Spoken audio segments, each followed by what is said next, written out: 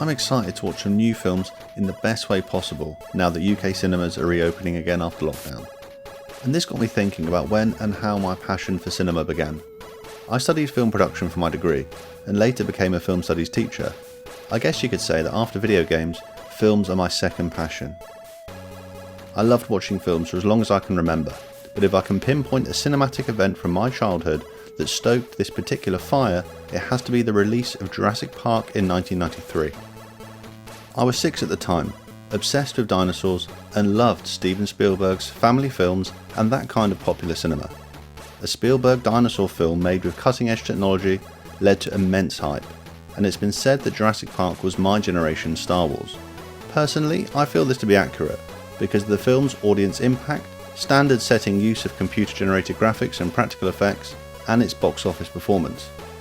As you would expect of a film like this at the time, it led to a lot of video games.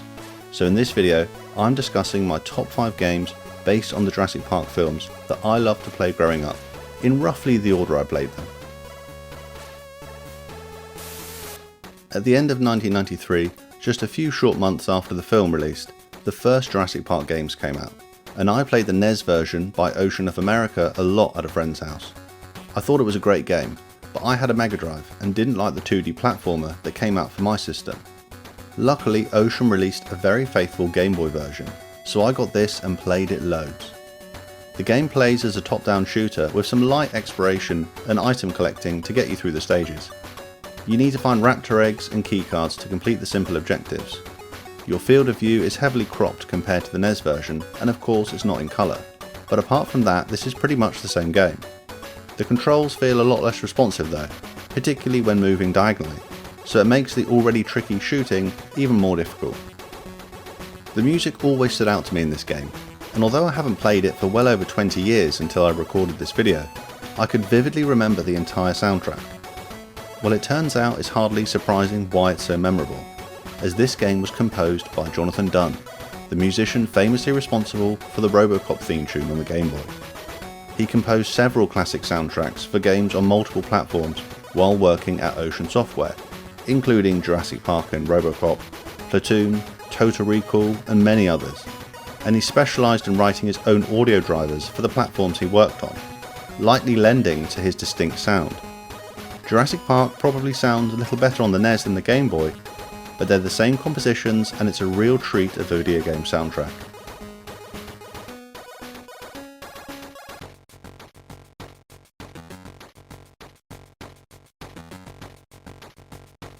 The next Jurassic Park game I got and enjoyed was by happy accident on a random Game Boy multicart. Pirated multicarts for the Game Boy were pretty common when I was growing up, and you never really knew what was on them until you went through every single game listed. On my multicart it had Jurassic Park 2, The Chaos Continues, again developed by Ocean, and I had never seen this game on shelves before, so it was totally unknown to me at the time. Jurassic Park 2 is a 2D platformer from early '95, with some light run and gun style gameplay, and although it appears more generic than the first game, it's actually really well made, and I think it's more enjoyable to play now because of this. You again play as Alan Grant, and have to collect more keycards to unlock the end of most levels. There's a few bosses, some of the levels auto-scroll, and occasionally you get a tense T-Rex chase where you have to get through some pretty tricky platforming. The graphics are good for the Game Boy, with some great animations, particularly on the player character, and strangely we have a new version of mostly the same soundtrack as the first game.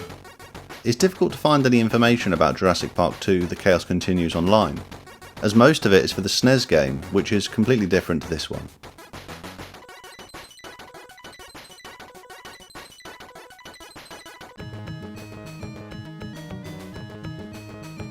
The last officially released Mega Drive game in the UK was The Lost World Jurassic Park, incredibly in late '97, deep into the life of the PS1 and near the end of the life of the Sega Saturn.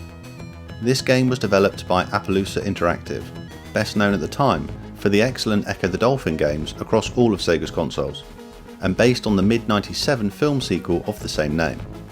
The Lost World is another top-down game that leans more into exploration than the first game, but still with plenty of shooting. The first level acts as a sort of training area, and then there are 4 hub levels, each with a small handful of stages that you need to work through.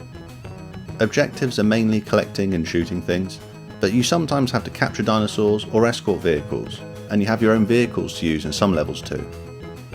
Being an especially late release on the Mega Drive certainly brings some advantages to the game's production design. The audio and visuals are excellent, with the pre-rendered style being used very well to make The Lost World look unlike almost every other game on the system.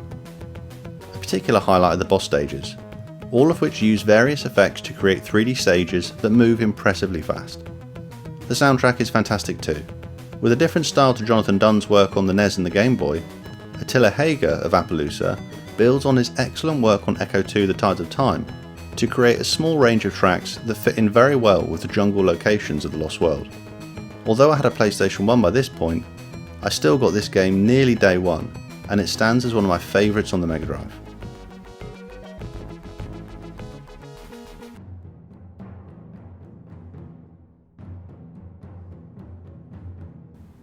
Trespasser released in late 1998 after a lengthy and very troubled development.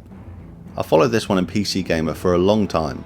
It sounded too good to be true, and in many ways it really was. Trespasser is a first-person action-adventure style game that featured huge levels for the time and a complete physics engine.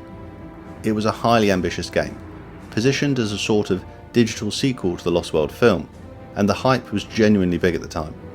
However, it went over budget and over schedule, was plagued by inexperienced management, was developed with an awkward mix of graphics acceleration and software rendering in mind, and even the most powerful consumer PCs of the day would crumble under the weight of the engine. It infamously fell victim to all of these issues and more, and I think we'll revisit it in a full video, so I won't go into more of those details here. There's a great game at the core of Trespasser though, and that's why I struggled to get my head around the bizarre control scheme and played in a particularly choppy and low resolution software rendering mode.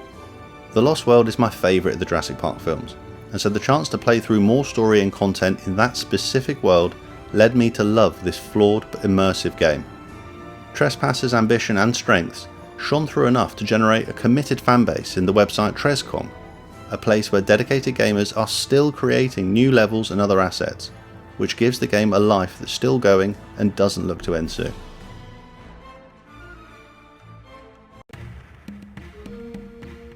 The last game in my top 5 favourite Jurassic Park games is Sega AM3's Model 3 light gun version of The Lost World.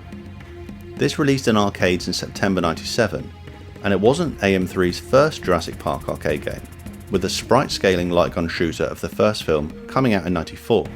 This game features 5 short levels based on locations from The Lost World, and plays very similar to Sega's earlier Virtual Cop games. The new at the time Model 3 board took a huge step forward though, and AM2 provided AM3 with a lot of data on how to get the best out of the board, with effects like advanced fog, light sourcing, texture usage and transparencies all coming together to make a really good looking arcade game.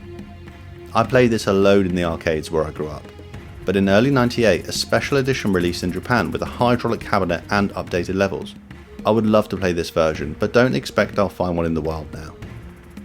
In January 98, Sega AM3 expressed interest in a PC port that didn't happen, and in January 99, a Dreamcast port was announced by AM3 that was in development and would have included larger levels for release the following January, but this didn't happen either. It's a shame because it's easy to imagine a Dreamcast port of The Lost World being excellent, but sadly this is one of a few great Sega arcade games that would never see any sort of home release.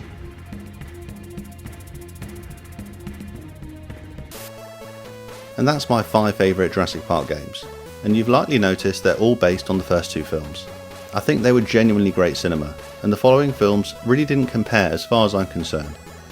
I also strongly recommend both of the late Michael Crichton's Jurassic Park books, particularly the sequel, which although he didn't want to write, is a fantastic thriller in its own right. There have been many more Jurassic Park games since the ones on my list, so if you have any particular favourites let me know in the comments. Thanks for watching, please like and subscribe if you enjoyed the video, and I'll speak to you next time.